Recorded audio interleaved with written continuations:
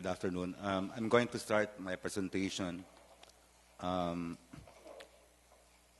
thanking the EPDP for this is a very serious and important effort. We believe that Philippine energy policy should be guided by our country's vulnerability to climate change. A popular strand of argument is that since we emit so little in GHGs, that what we do is insignificant and we should do nothing or next to nothing. We believe that it's wrong because the global marginal social cost of carbon is independent of the source of the emissions. Number two, because we can mitigate, countries like us, who contribute less than 1% of global emissions, can actually mitigate more cheaply, but reap handsome rewards. A forward-looking Philippine energy policy enhances the country's credibility in climate diplomacy. Although we are small, in the past few years, we have been a leading voice in climate negotiations, and in fact, the Philippines, as of up to sometime last year, was the president of the Climate Vulnerable Forum of more than 40 countries.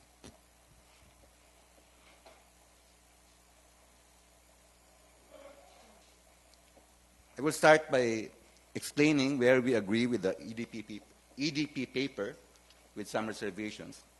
Of course, any attempt to internalize externalities is always welcome. Our reservation is that the way, especially the revised version, has been very tepid about going about this task. Of course, we support competitive procurement, but in the absence of a carbon tax, what is to be done in the meantime? The EPDP researchers rightly point out that most of the interventions of government right now, especially through the RE law, are nth best policies, and we would actually prefer competition with internalization, proper internalization of externalities. We also agree that government can and should be involved in transmission planning and investment because the current concessionaire is myopic and the regulatory process is quite unresponsive.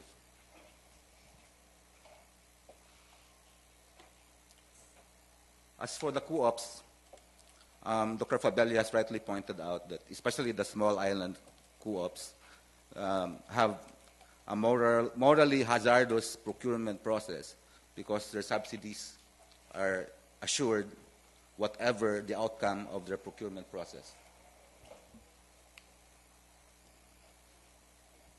Where we don't agree is the failure of the paper to consider disruptive technology cost trends, although they have recently updated their paper using EIA data projections. I think that is still not enough, but we can discuss that later.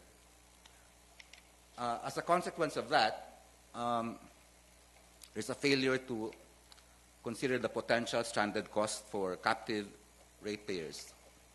Long-term contracts under the current regulatory environment have capacity costs and full pass-through fuel costs, and the risks are borne by captive ratepayers.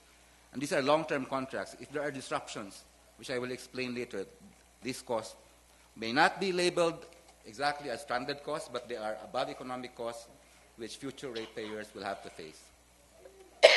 In fact, the stranded costs are already happening right now in the small island grids, where in fact the thermal capacity is a burden because RE with storage in the small island grids is already much cheaper than diesel generation.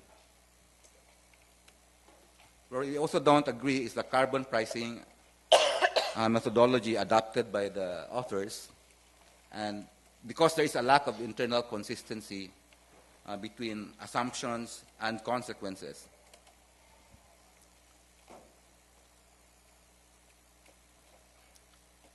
I will skip this slide for lack of time, except that I just want to tell you that just to explain the disruptive nature of solar with storage. This morning, was Energy Secretary groundbreaking of a 150 megawatt solar plant offering a levelized cost of solar power to the central Luzon utilities at 490, and that will be firm capacity but blended with spot market supply.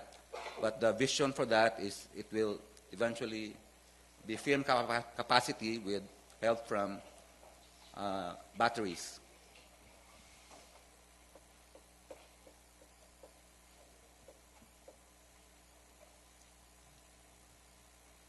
The paper implies that the RE policies are end best, but there are no specific prescriptions for the interim, where there is no carbon taxes yet. So we would like to encourage the authors to be more specific about what they want, except competition, which is hard to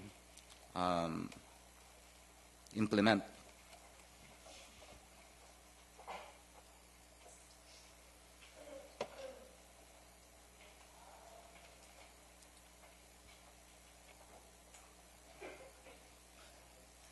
Sorry, there's something wrong with the sequencing of the file that was uploaded.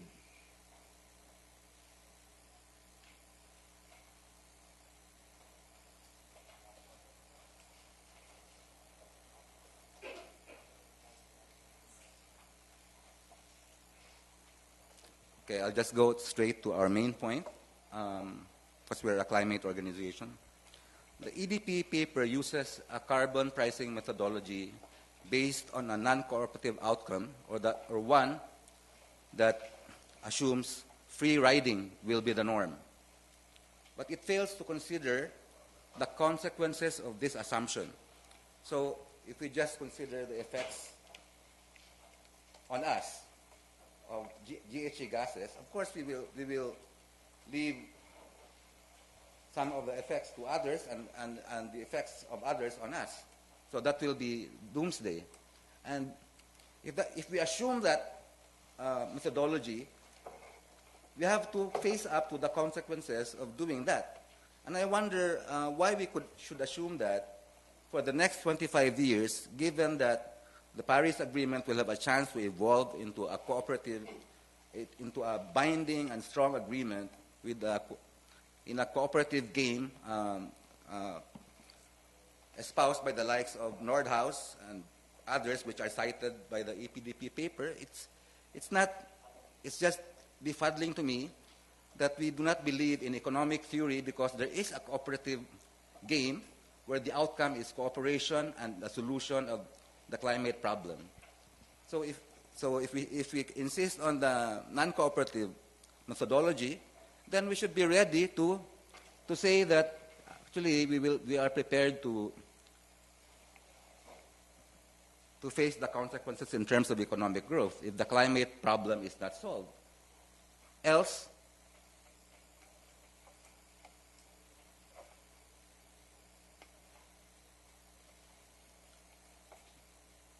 either we assume unmitigated climate change with catastrophic impacts on our growth, or we join if Nordhaus's climate club model comes to pass and we are not a member, then we suffer punitive tariffs on our exports. That's the game.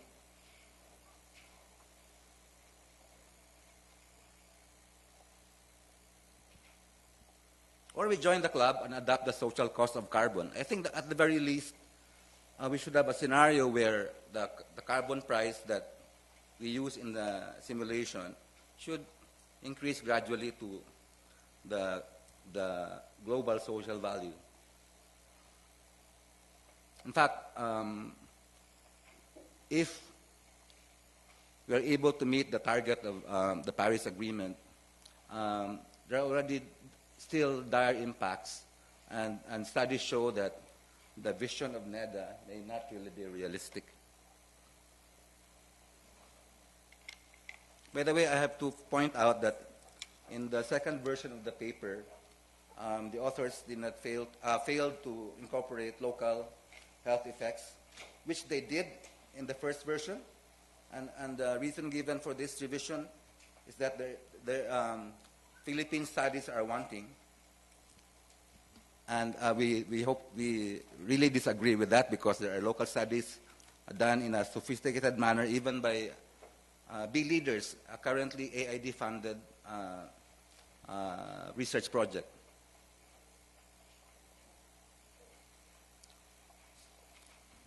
The Paris Agreement is just the start of a much better process than the Kyoto Protocol. But people still doubt that, free riding will reign. But I do not think that is the way to go. That is the proper scenario we should base our policy prescriptions on. Because imagine 25 years, you think economists will not be heard in the negotiations? I think that's a crazy idea.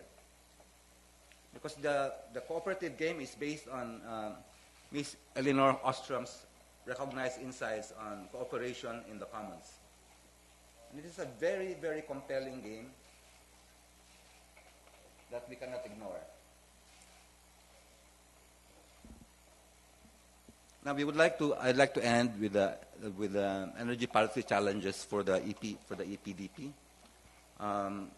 The most attractive case there is, of course, the case 2 under the most appropriate pricing projections. So we want competition. We are not anti-coal. We are not pro-RE. We just want correct pricing.